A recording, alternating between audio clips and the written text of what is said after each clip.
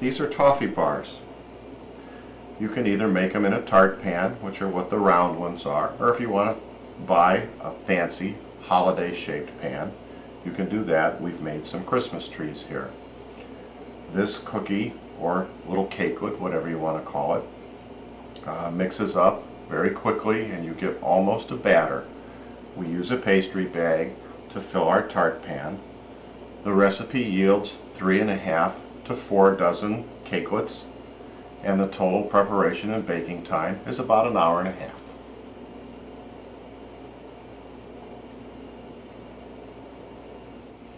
And here are the 10 ingredients we need to make our Toffee Bars.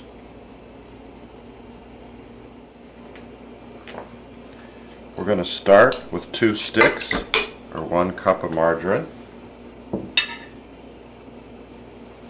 1/2 cup of granulated sugar,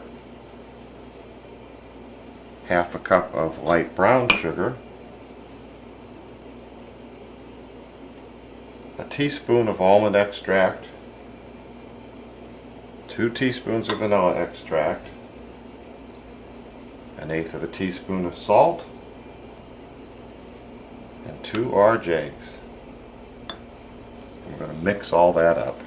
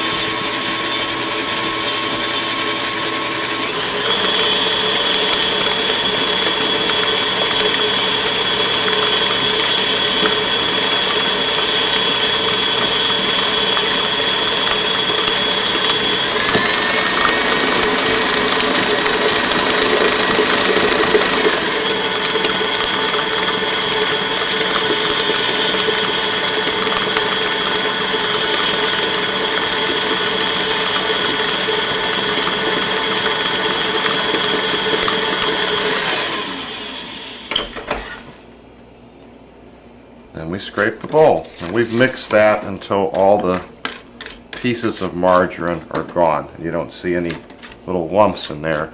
You just got a nice smooth consistency. Next we're going to put 1 cup of oatmeal in there and blend that in.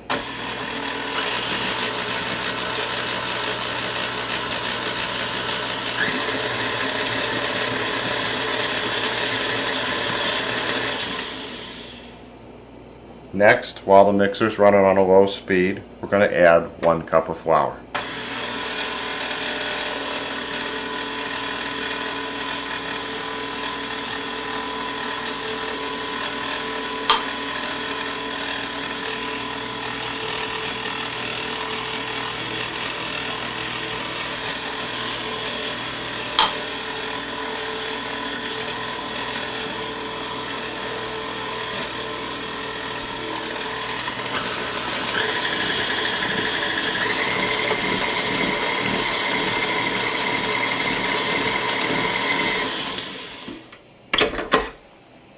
Scrape the bowl.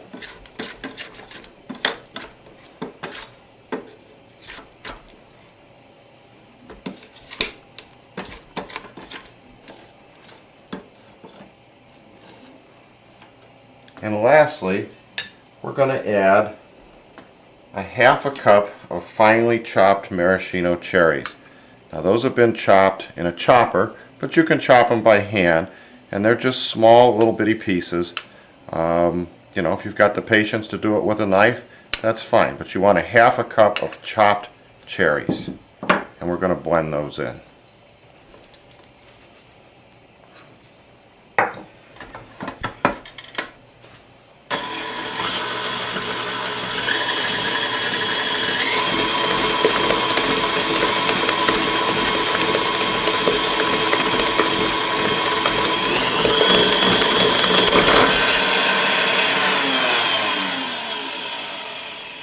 And now we're ready to put it in the pan, and that is almost a batter rather than a dough. It's really, really soft.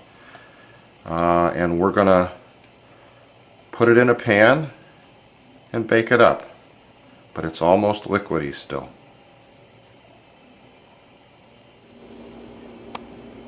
We've loaded our dough into an untrimmed pastry bag, and here we've got a tart pan. And we have very liberally coated each of the cups with nonstick vegetable spray. You've got to make sure that particularly the bottoms of these are coated and coated well, or the little cakes will stick in there. You won't be able to get them out, and then you'll have a mess on your hands. I spray these things till there's a little puddle in the bottom, and then turn them over a sink and let it run out. That way I know that they're coated really well. Then we just take our pastry bag and fill the cavities up about 2/3 of the way full. Now this is, like I said before, it's almost a batter rather than a dough, so it'll spread out and fill the cavity quite nicely as the tarts bake.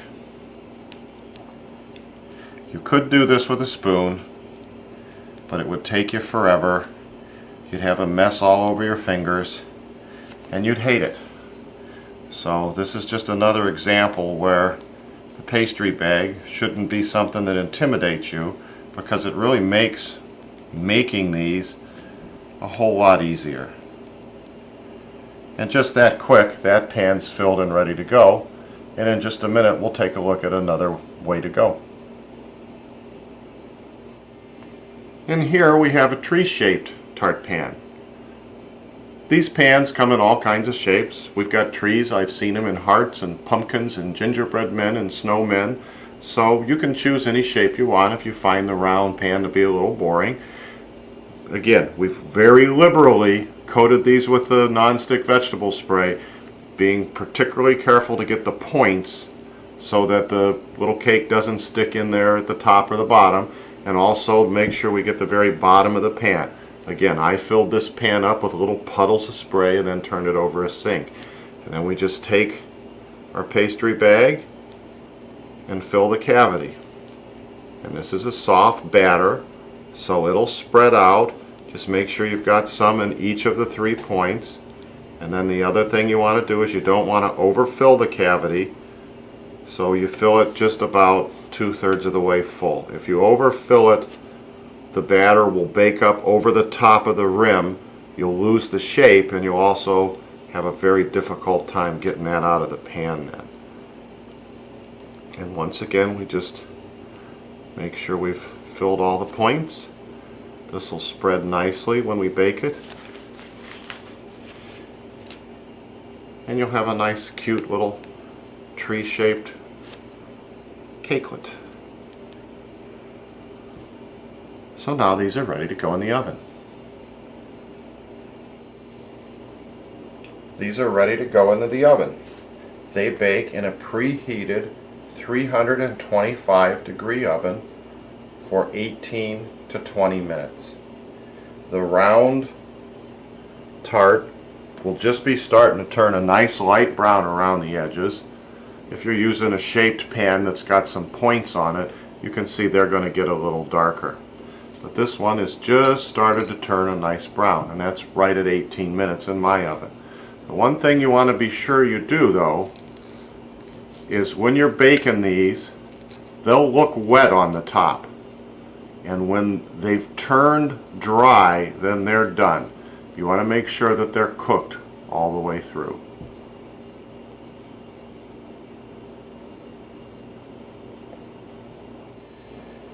These have just come out of the oven.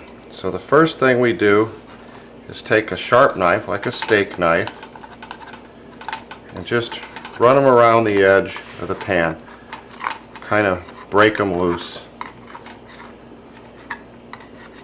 And we're not digging or scraping at them, we're just kind of putting it in there and just rimming the pan on these round ones. And when we go up to do the trees, we'll be doing the same thing. We'll just be outlining the shape. And then once we've done that, we let them stand in the pan for a minute or two because they're still fairly soft. And again, these are little cakelets, so they're about 1 inch high. And you want them to firm up a little bit before you start to pop them out of the pan so that they don't break. And we'll use a less sharp knife, a butter knife, to do that. And these are just right. You can just tell by looking at them. They want to pop out just with me running this knife over them. And if you bake them 2 trays at a time, and 2 of these tart pans will fit in most ovens, by the time you've run the knife around both trays, you'll be ready to start popping them out onto the cooling rack.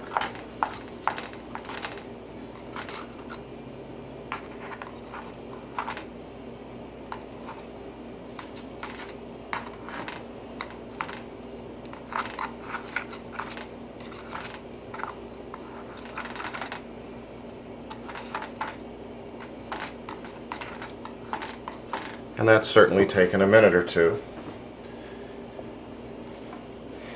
And these pans are still pretty hot. But you just take a butter knife, pop it in there, kind of turn it a little bit once it breaks loose.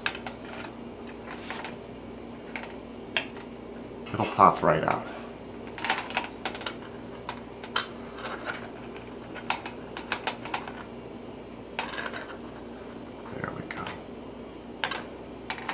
See? And that's broken loose nice and clean from the bottom of the pan. And that's why we have to make sure that there's plenty of non-stick spray in the bottom. If you're taking these out and you've got a little hole here because there's a piece of cake in the bottom of each of these pans, then you haven't sprayed enough of the non-stick spray into your pan when you were preparing it.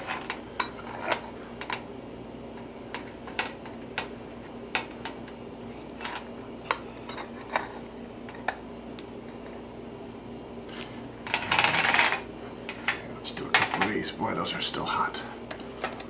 And those are just popping right out.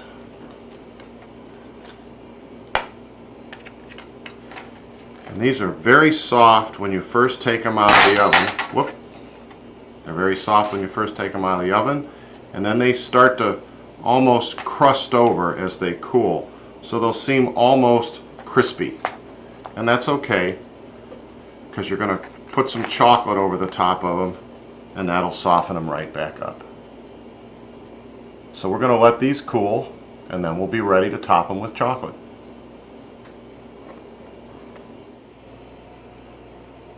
Our toffee bars are cooling, and now we're ready to make the chocolate glaze. This is 2 ounces, 2 1-ounce squares of unsweetened chocolate that I've run over a grater to get it into real small particles, and that way it'll melt easier. And we've got 2 tablespoons of margarine. We're going to put that in there. And then we're going to put 4 to 6 tablespoons of hot milk. This has just come out of the microwave. And the heat from the milk should melt the margarine and the chocolate. And we'll take a whisk and stir those up. And we'll start with 4, see how we do. And that's why you want to grind that chocolate in the flakes using your grater, because that way, instead of having to do this on the oven on a burner, you can just use the heat from the milk itself to melt the chocolate.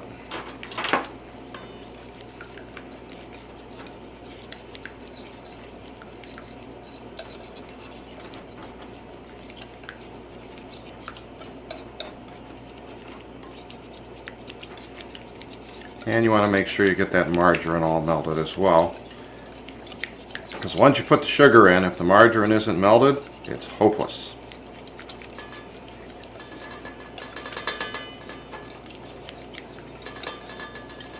Okay.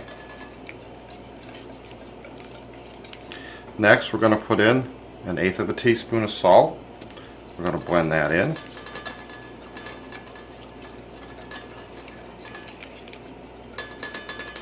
And now we have 2 cups of powdered sugar, and we're going to blend that in. We're going to try and keep it all in the bowl.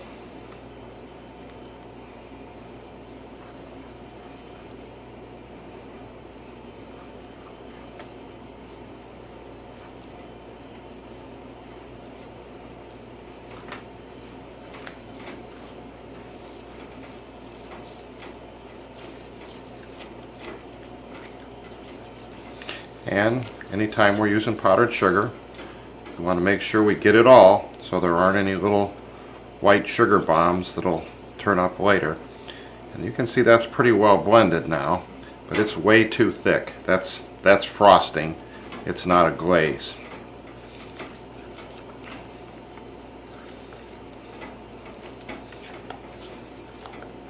So what we're going to do is we're going to take another tablespoon or 2 or 3 of the hot milk and add it in one at a time until we get the consistency that we're looking for.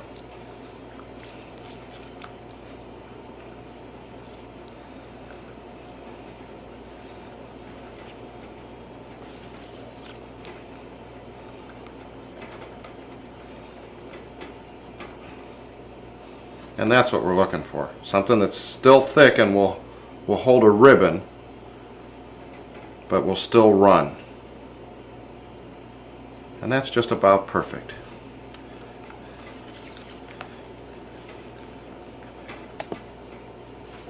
So now we're ready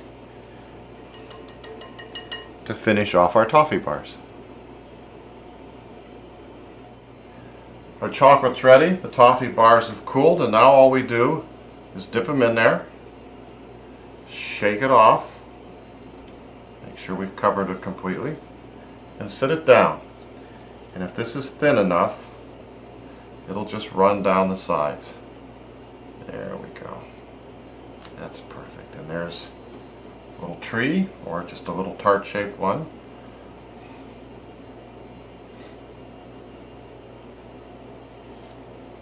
Just awesome.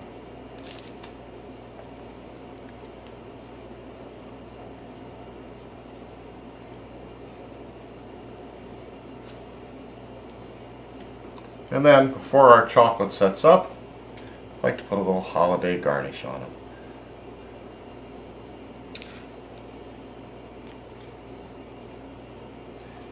And that's all it takes to top our toffee bars.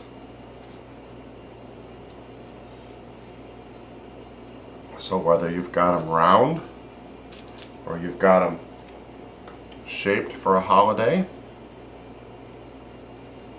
the effect's the same, and these are really yummy. Now this chocolate, when it sets up, will stay very shiny, and it'll stay that way if you don't freeze them until they're gone. This is one chocolate that, if you choose to freeze these cookies, and we generally do, will turn dull on you when the cookies are frozen and thawed. It tastes fine, the cookie's still attractive, but it doesn't have that shine to the chocolate anymore. So if you freeze them and you pull them out and it's lost its gloss, don't panic. That's just the way these work.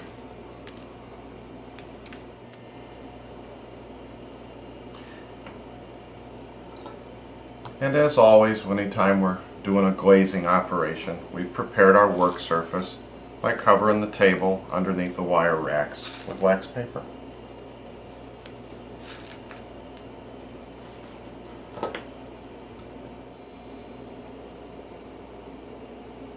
And here's our finished batch of toffee bars.